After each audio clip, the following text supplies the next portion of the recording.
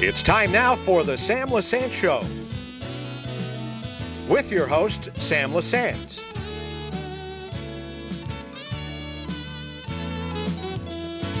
A Samsung production.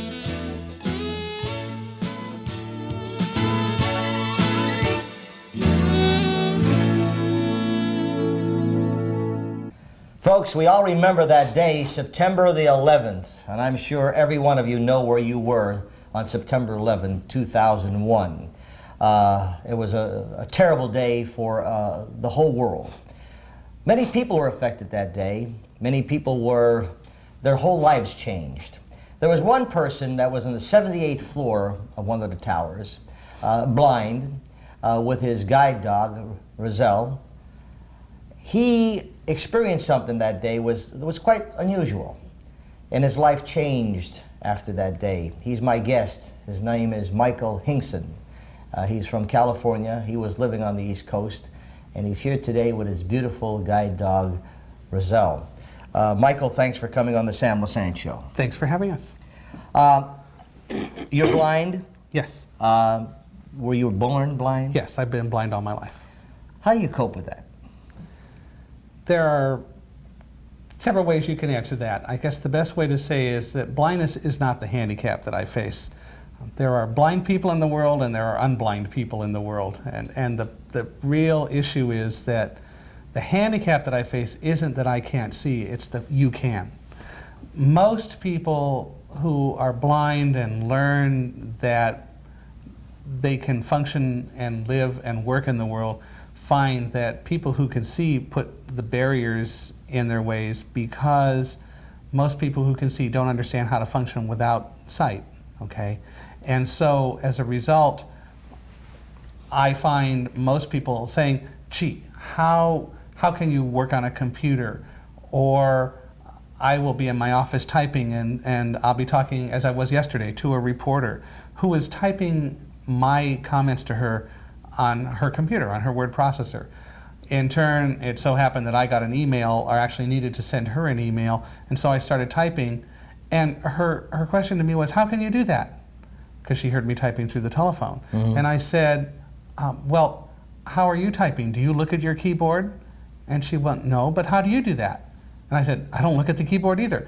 Mm-hmm. The fact is that there are alternative techniques that I as a blind person use in order to function, alternative to you being able to see. Mm-hmm. If you look at it from my perspective, you have alternative techniques to me using a computer that talks or learning to use Braille. Mm-hmm. The fact is that we have different techniques that we each use to perform the same job. What I've learned is that blindness isn't the end of the world. It's okay to be blind. You can still live, you can still function if you allow yourself to do it. Your career, you went to high school, then you went to college, right? Correct. And then what did you do after you graduated from college? Well, I have a master's degree in physics, which I received from the University of California at Irvine. I went through high school and college with guide dogs. I got my first guide dog when I was 14. I'm 53 today. And I have been using guide dogs as I've traveled through high school and college. I grew up thinking that I could travel around, and so I learned how to listen for traffic and so on. After graduating from college, my first job was actually doing something in the blindness community. Back in 1975, a gentleman named Ray Kurzweil approached an organization of which I was a member called the National Federation of the Blind. It's a consumer organization of blind people. Kurzweil said, I've got this machine that will read print out loud. And indeed he did. You could take a magazine, you could put it down on this scanner, and it would literally read it out loud. It was the first optical character recognition system that would scan any type font or set of fonts, and that would scan either typed or printed proportionally spaced material. I was asked by the Federation to coordinate a project that we had begun with Kurzweil to put some of these machines out in the blindness community to develop the features that the machines needed to have. So I did that for a year and a half. I went to work for Ray Kurzweil after the project was over in 1978. And very quickly, went into sales, not of the blindness related machine, but a commercial version of the machine. So that was my first entree into doing high-tech sales, selling the first optical character recognition system that would read any type font, and selling it to the standard computer or sighted market. So it was anything from printers or lawyers or anyone who needed to scan documents. And so that was how I ended up going into sales, and I've been in high-tech computer sales ever since, at least until March of last year. Well, then you moved from California to the East Coast.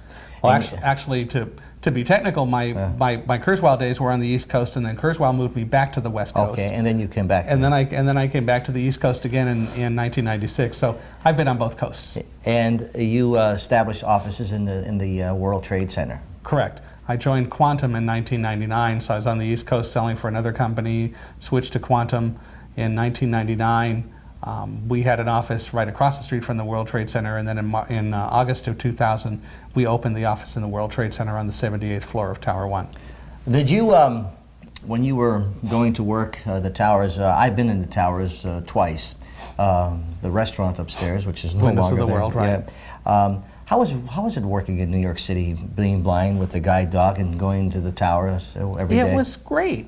It was actually easy, because New York City is a nice, small, confined area with good rapid transit around the city, and all around New York and New Jersey pretty much was pretty easy to do, because there was good transportation, at least where most of the places I needed to go happened to be located. I also managed the office, so typically when I went on a sales call, it was going with a sales rep, so there were lots of ways for me to get to where I needed to go. Mm-hmm. But working around New York City and in the tri-state area was wonderful, because it was so easy to get to any place I needed to go. All right, it was September 11th, and you wake up and you're ready to go to work. Why don't you, for our audience, walk us through that day of your life? Actually, to set the stage, September 10th, the evening of the 10th, the morning of the 11th, there was a thunderstorm. Roselle happens to not like thunder at all, so we spent an hour and a half in my basement getting her kind of away from the noises of the thunder. I turned on the stereo down there, and that's where my home office was, so I did work on the computer, had the voice of the computer up loud so that she would not have to hear all the thunder. and then we went back to sleep. I woke up a little earlier than usual, because on that day we were going to be training some partners as to how to sell our products. So I was going to have 50 guests in the office. My sales team was going to be out of the office selling, because they didn't need to be involved in the training that their manager was going to do. We had one guest that was coming in from our California corporate office, and I wanted to be there before all those people arrived. So I ended up not getting there early because the trains ran late. So instead of being there at about 7:15, I got there at 10 to 8, which is the normal time that I would get there. Got into the office. We were going to have food for people, so we set everything up. The PowerPoint system was all ready to go to do the training. A few of our guests and my colleague from our California office, David Frank, arrived. They got ensconced in the conference room, and at just around 8:45, I was in the office, in my office, with David, and we were doing a final set of preparations for the training sessions and getting some lists of the attendees for the World Trade Center security. And so I was literally reaching to get a piece of stationery on which to put the list of facts down to security when the airplane hit the building. What was it like? Heard this sort of loud thud. Excuse me, you did not know it was an airplane hit the building at the time? No one did where we were. Okay. Because the airplane hit on the other side of the building, 18 floors above us. Mm-hmm. So we're facing south, looking at the Statue of Liberty. Right. The plane hit above and behind us and pushed the building this way. So the building didn't shake like an earthquake. We felt this thud, we heard this kind of muffled explosion, and suddenly, if my arm were the building just began to tip. And it didn't shake back and forth, it just tipped and tipped and tipped. It moved a good 15 or 20 feet. Wow. And then it stopped and moved back. Mm-hmm. Well, while it was tipping, having grown up in California, lived most of my life in California, earthquake or not, building moves, go to doorway. And so I went to the nearest doorway and stood in the door. Roselle was under my desk. My colleague David, as I said, was in my office. He just held onto my desk for support. And there we stayed. What do you think happened? We had no idea at the time. We both kind of asked ourselves as this building was going, what happened? And was it an explosion? No, it couldn't have been an explosion because the building wouldn't be doing what it's doing, which we understood. We had no real idea. And then all we could think of was the building's going to fall. And actually, I remember David saying goodbye as we thought the building was going to fall over. Michael, I want you to hold that thought. Folks, I'm talking to Michael Hingson. He is a survivor of the World Trade Center, September 11, 2001. Survived along with his beautiful guide dog, Roselle. We come back, we're going to find out what actually happened after the plane hit the tower.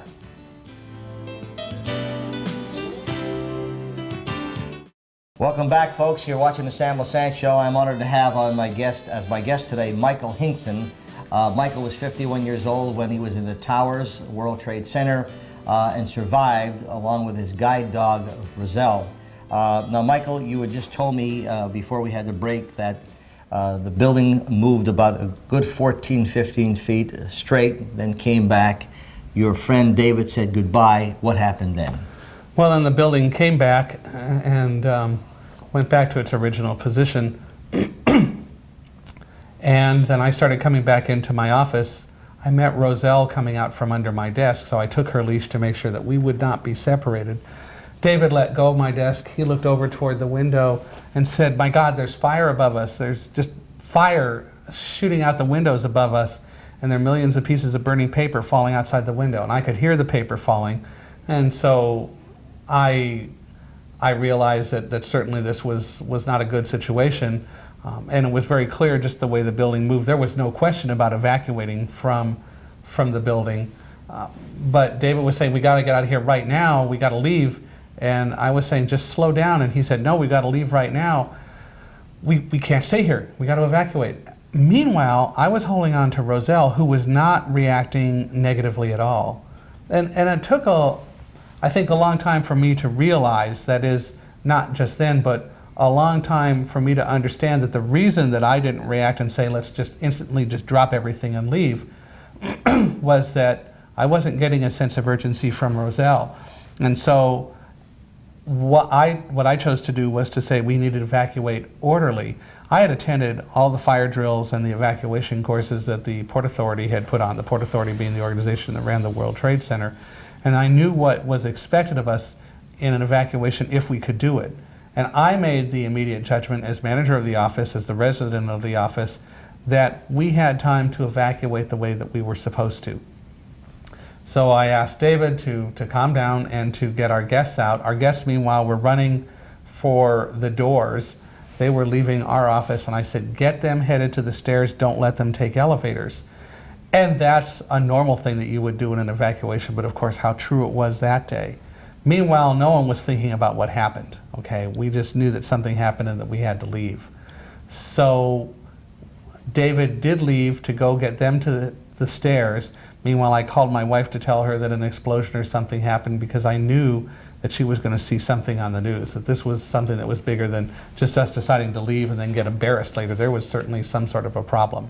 So I called her, David came back, and then we left. We headed for the stairs and then went down. And what I should explain is a little bit about how we go to the stairs and what I mean by that. As we've talked, I use a guide dog. One of the main things that we learn when we're in school with the dogs, and I have gotten all of my guide dogs from an organization in California called Guide Dogs for the Blind. It's in San Rafael, California. It's the largest guide dog school in the country. And I've been getting dogs from there since 1964. The real main thing they teach us, in addition to essentially how to somewhat be a dog trainer, is that you have to develop a trust and rapport with the dog, and that you each have a job to do. You both have to know your jobs, and part of my job is to be the team leader and really make it a team. That is, we both have to work together. So when I work with her, my job is to know where to go and how to get there. And we talked before about being blind and what it means to be blind. Part of my responsibility as a blind person, just like yours as a person who is is sighted, is that we need to know where we want to go. You have the advantage of signs to oftentimes tell you things. I have to ask questions and find out in other ways, but I still need to be the one to know where I want to go and how to get there. So I don't just tell Roselle, go to the stairs.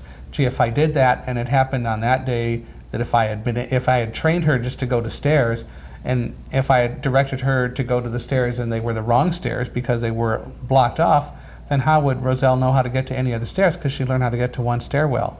It's my job to know how to get to the stairs and then issue her commands to go forward, to go right, to go left. How would you know that, though? By listening, by her reactions. When we get to the ends of hall, she stops. I can hear when the wall ends and there's a doorway or an opening, and I memorized the building. You knew where the stairway was? I knew where every stairwell was in the World Trade Center, yes. So you got to the stairwell. Now, was there any fire? No. The fire was all well above us. But as we started down, we began smelling an odor that I identified as jet fuel. I traveled a lot and knew the smells of airports and knew what jet fuel smelled like, burning jet fuel. So I smelled this odor and I said to David and others around me, that's burning jet fuel. And several of them agreed because they also traveled and they hadn't figured it out, but they realized, oh, that is burning jet fuel. So we assumed an airplane hit the building, but we didn't know. We had no idea for sure. But we assumed that it must have been that an airplane hit the building. And that's all I knew until well after the towers fell. When you were coming down the steps, what was going on then? Was there a lot of people coming down? Was there panic? Was there screaming? Was there... No, there was not a lot of screaming. At first there weren't too many people, but the crowd picked up steadily as we went further down the stairs. There were a couple of places where a burn victim passed us. There were a few places where someone stopped and said, we're not going to go on, we're going to die, we can't make it. And we would stop and, as I describe it, had a group hug to move people beyond that. But we kept calm, we all tried to help each other. We tried to keep the mood as light as we can. We speculated about what happened. Were you scared? I was worried, but I couldn't afford to take the time to be scared and panicky, because part of the teamwork with Roselle is that, as I realized going down the stairs, I needed to stay calm for her, because she's going to look to me for direction. And if I'm paralyzed by fear, or if I have fear in my voice and can't speak to her confidently, she's going to worry. And then she's going to be looking back at me rather than guiding, because she's going to be concerned about me, because she trusts me and looks to me as much as I trust her and depend on her to do her job. So it was important for me to stay calm for her. So I didn't have time to worry and be scared. So I certainly worried, but certainly not time to be scared, certainly not time to do anything but stay calm for her. Coming down the stairwell, now when you're hitting the lower floors, this is when you encounter the firemen. Encountered the firemen starting at about the 30th floor. We were going down the stairs, they started coming up the stairs, and as they passed us, they would stop and they'd ask me if I were okay. They asked if the dog were okay. They asked other people if they were okay. They asked if I needed any help, was anyone with me, and I said, we're fine. Several of them asked if we could help them, because they were going up the stairs carrying all of that equipment. I mean, they were each carrying, we think, over 100 pounds of equipment on their backs. Wow. And they were wearing their heavy clothing, and they were going up the stairs. I mean, as I say to people, what would you do? I mean, we of course had to ask, could we help? And they said, no, you guys go down and get out. And then they'd reach over and they'd pet Roselle. And she gave a lot of them kisses. And as I've described it, that was the last unconditional love I know that a lot of those people ever received. But we did that, and they told us to go down and get out, and they would go deal with whatever was going on upstairs. And then Did they understand the magnitude of what happened? Did they know that? Do you think? I don't know whether they did. Maybe some of them did, but I think mostly people didn't know. We asked them what was going on, and either they knew and they didn't tell us, or I think most of them did not know at that point. They certainly had to know that airplanes hit the building, but they didn't tell us that. And I think that was because they didn't want to take the chance of panic on the stairs. But they certainly couldn't know how bad it was.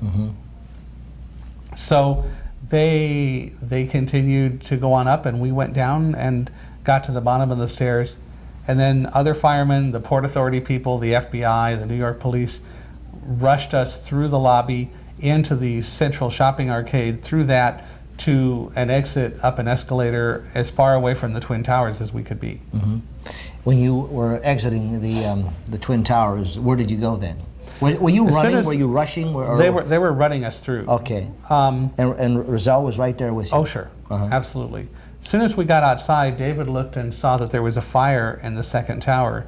He told me that there's a ring of fire up about 80 floors. We had no idea what had caused it because we knew nothing about the second plane hitting. You didn't hear the second plane? Oh no, we didn't feel it or hear it at all. So we simply went out. He saw that fire and then told me that that it was there. We couldn't understand what caused it. We thought it was just something that jumped over from our building. But what David told me was that he had a car parked in a lot right across from Tower 2, so we decided that we would try to go to Tower 2 and get to that lot, get the car, and then leave the city. And so we started walking then around the Trade Center across the street from it on Broadway, headed north going toward Tower 2, and we got about 100 yards away from Tower 2 when we heard a rumble and it collapsed. How did it sound? Well, at first there was this rumble, but it just, like within a second, became a deafening roar. It was, as I describe it, a combination between a freight train and a waterfall. And you knew that something was falling. And literally we then turned and ran for our lives. It was everyone for themselves. When we turned around, there was a building on my right side. There was a little bit of an overhang of the building above us. And I remember the first thing that I did was I said to myself, God, I cannot believe you got us out of this building just to have it fall on us.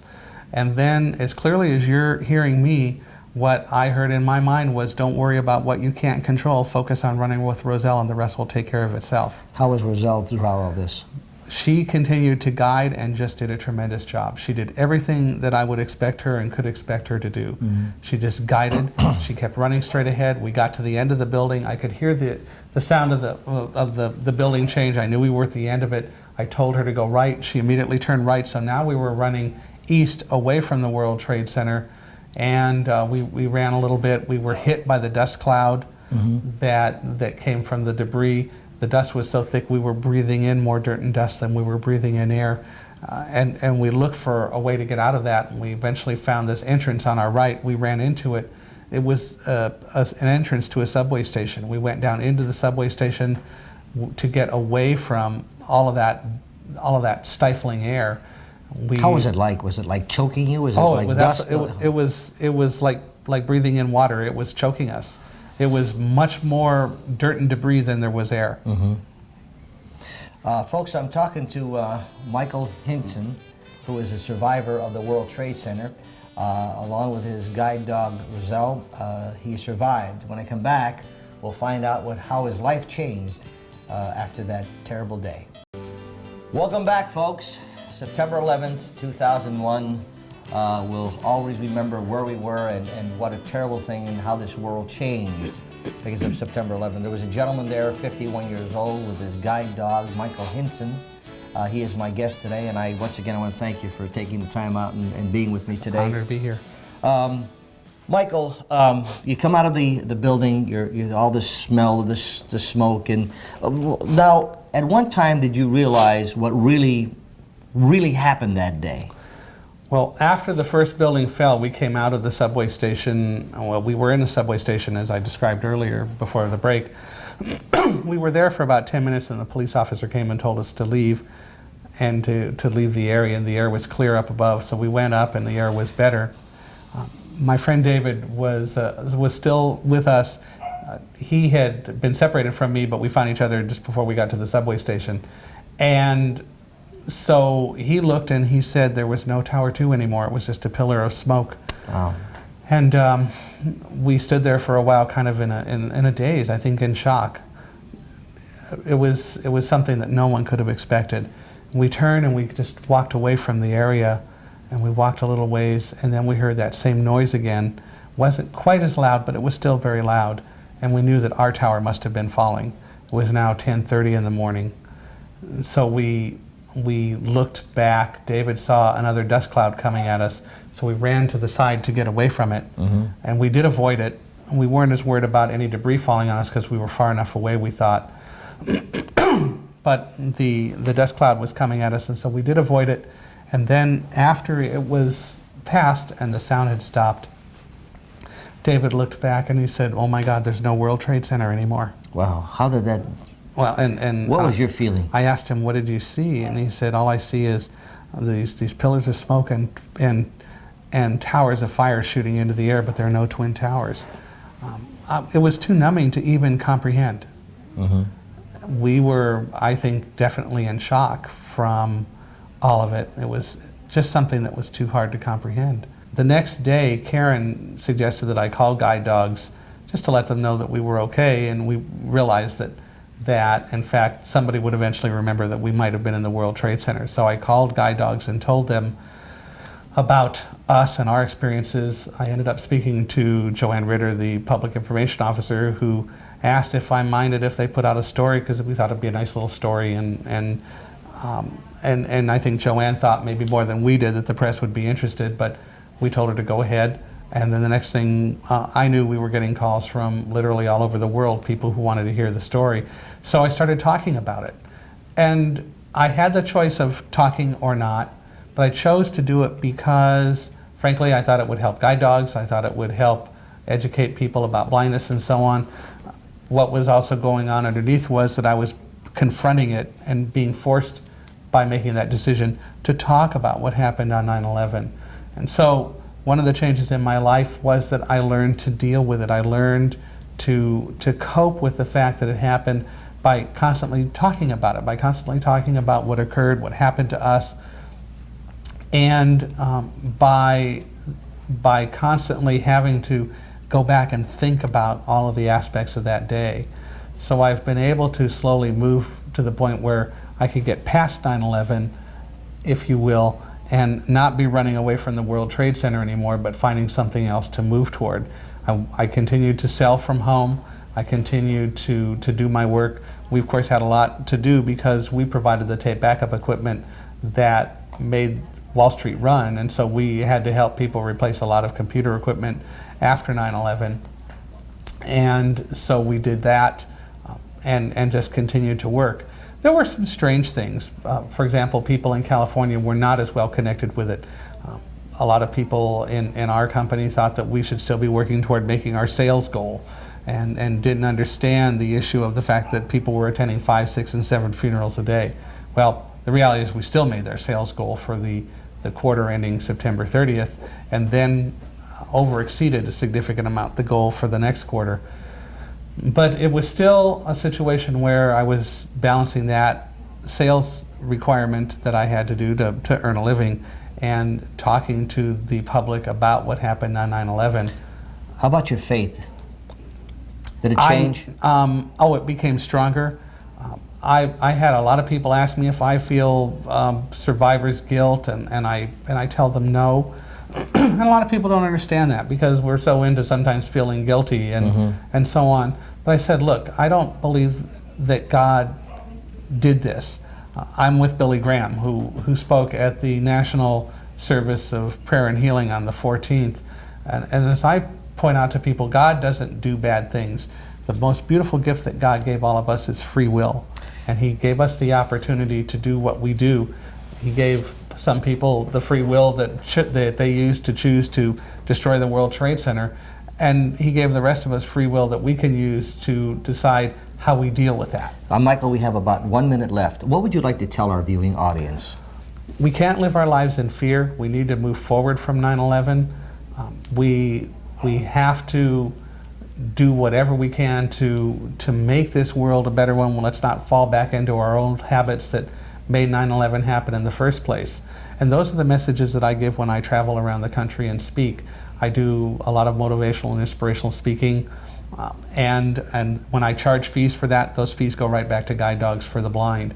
And if people want to learn more about that, they can go to our website, www.guidedogs.com. Again, that's www.guidedogs.com.